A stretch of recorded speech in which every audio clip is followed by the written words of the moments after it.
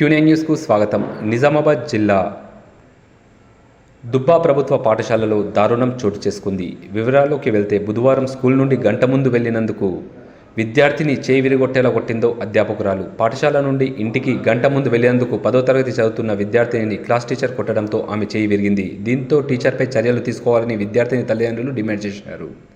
Case నమోదు చేయడంలో పోలీసులు నిర్లక్ష్యం వహిస్తున్నారని తల్లిదండ్రులు ఆరోపిస్తున్నారు.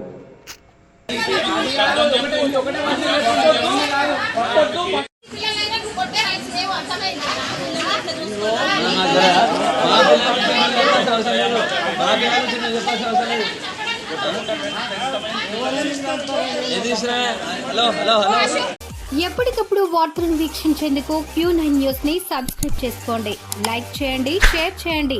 విలువైన సమాచారాన్ని ముందుగా మీరే తెలుసుకునేందుకు బెల్ బటన్ ని క్లిక్ చేయండి.